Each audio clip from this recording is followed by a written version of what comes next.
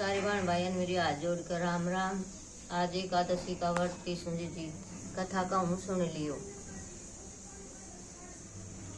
बोल विष्णु भगवान की जय।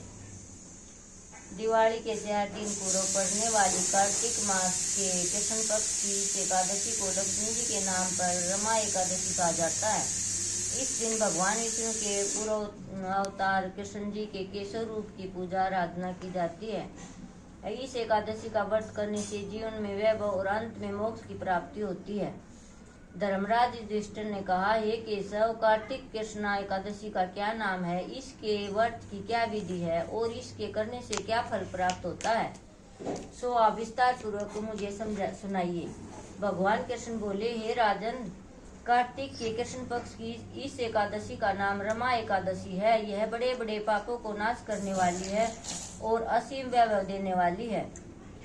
शास्त्रों में वर्णित इसका महात्म्य मैं तुमसे सुनाता हूँ, सचेत होकर सुनो। प्राचीन काल में मुचकंद नाम का एक राजा रहता था। उसकी इंद्र के साथ गहन मित्रता थी और साथ ही यम, कुबेर, वरुण तथा विभीषण के साथ भी मित्रता थी। वह राजा बड़ा धर्मात्मा तथा विष्णु भगत था, न्याय पूर्वक राज्य करता था। राजा मुकचंद के एक कन्या थी जिसका नाम चंद्रभागा था। उस कन्या का विवाह चंद्र सेन के पुत्र शोभन के साथ हुआ। एक समय शोभन अपने ससुर मुचकंद के घर आया। उन्हीं दिनों जल्दी ही पुनः दायनी रमा एकादशी आने वाली थी। व्रत का दिन समीप आया तो चंद्रभागा को अत्यंत सोच उत्पन्न हुआ कि मेरे पति बहुत दुर्लभ हैं और मेरे पिता की व्रत के बारे में आज्ञा अति कठोर है। 10वीं को राजा ने ढोल बजाकर सारे राज्य में यह घोषणा करवा दी कि रमा एकादशी को सभी लोग व्रत करेंगे। घोषणा को सुनते ही शोभन की अत्यंत चिंता हुई और अपनी पत्नी से बोला, अब मुझे क्या करना चाहिए? मैं किस प्रकार भूख सहन नहीं कर सकूंगा। ऐसा उपाय बतलाओ कि जिससे मेरे प्राण बच सके, अन्यथा मेरे प्राण तो अवश्य चले जाएंगे। चंद्रभागा कहने लगी, हे स्वामी, मेरे पिता के राज में एकादशी को कोई भी भोजन नहीं करता। हाथी, घोड़ा, ऊंट, बिल्ली, गो आदि भी तरण और जल आदि ग्रहण नहीं कर सकते। फिर मनुष्य का तो कहना ही क्या है। यदि आप भोजन करना चाहते हैं तो किसी दूसरे स्थान पर चले जाइए, क्योंकि यदि आप यहाँ रहेंगे तो अवश्य ही व्रत करना पड़ेगा। ऐसा सुनकर शोभन कहने लगा, हे प्रिय, तुम्हारे साथ मैं भी व्रत करूंगा और जो भाग्य में होगा वह देखा जाएगा। ऐसा विचार कर उसने व्रत किया और वह भूख से व प्यास से अत्यंत पीड़ित होने लगा। जब सूर्य नारायण अस्त हो गए तब रात्रि जागरण का समय आया। यह जागरण वैष्णु को तो अत्यंत हर्ष देने वाला था, परंतु शोभन को अत्यंत दुखदायी लगा। प्रातः काल होते होते शोभन के प्राण निकल गए। तब राजा ने चंदन की चिता में उसका दाह संस्कार कराया, परंतु चंद्रभागा ने अपने पिता की आज्ञा से अपने शरीर को दग्ध नहीं किया और शोभन की अंत्येष्टि क्रिया करने के पश्चात अपने पिता के घर में ही रहने लगी। रमा एकादशी के व्रत के प्रभाव से शोभन मंदराचल पर्वत पर धन धान्य से परिपूर्ण तथा शत्रुओं के रहित एक सुंदर देवपुर को प्राप्त हुआ।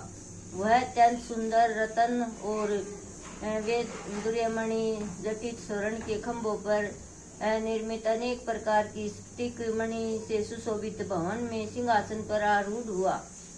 श्वेत तट और चंवर, मस्तक पर किरीट, कानों में कुंडल, कंठ में हार, बाहु में कपूर विभूषित गंधर्व और अप्सराओं से घिरा हुआ ऐसे शोभित होता था मानो अपनी सभा में देवराज इंद्र विराजमान हो। एक समय मुचकंद के नगर में रहने वाला सोम शर्मा नामक ब्राह्मण तीर्थ यात्रा करता हुआ घूमता घूमता उधर निकला। ब्राह्मण शोभन को पहचान कर कि यह तो राज का जमाई शोभन है।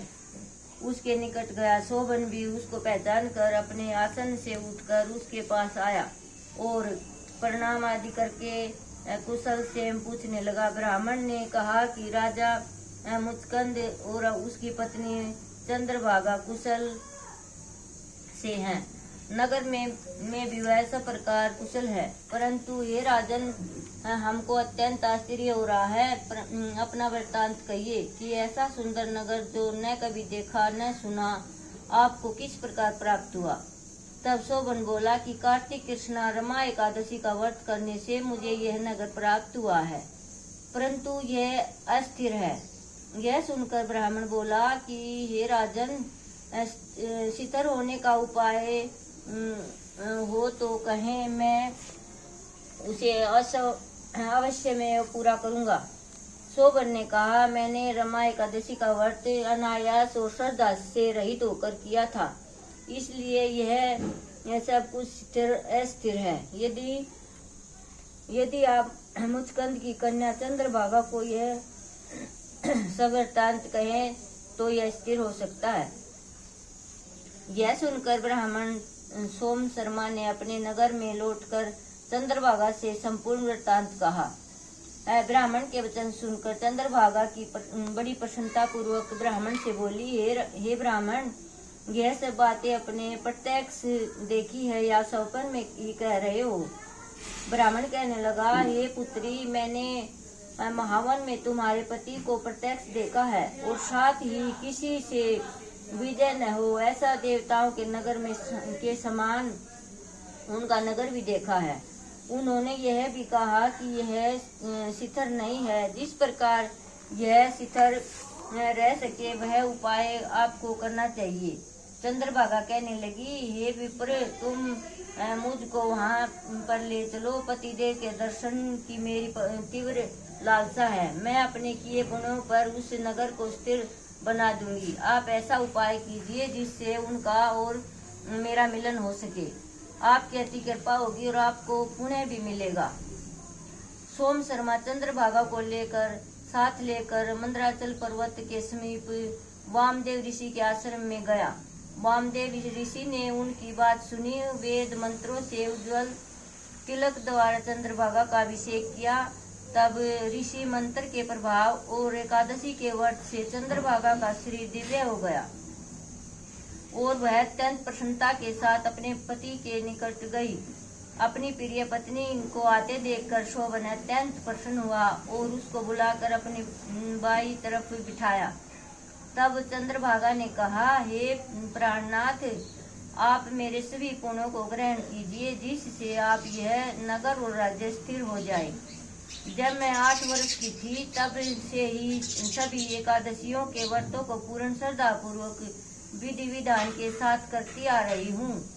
इस पुण्य के प्रताप से आपको यह नगर स्थिर हो जाएगा तथा समस्त कार्य पूर्ण होकर प्रलय के अंत तक रहेगा। इस प्रकार चंद्रभागा दिव्य रूप धारण कर तथा दिव्याभूषणों और वस्त्रों से सुशोभित होकर अपने पति के साथ रहने लगी। हे राजन, यह मैंने रमा एकादशी का महात्म्य कहा है। जो मनुष्य इस व्रत को करते हैं उनके समस्त पाप नष्ट हो जाते हैं। कृष्ण पक्ष और शुक्ल पक्ष दोनों की एकादशी समान है, इसमें कोई भेदभाव नहीं है। जो सभी मासों को दोनों एकादशियों के व्रत रखते हैं या इनके महात्म्य को पढ़ते तथा सुनते हैं, वे समस्त पापों से छूटकर विष्णु लोक को प्राप्त होते हैं। इसमें संदेह नहीं। बोल विष्णु भगवान की जय।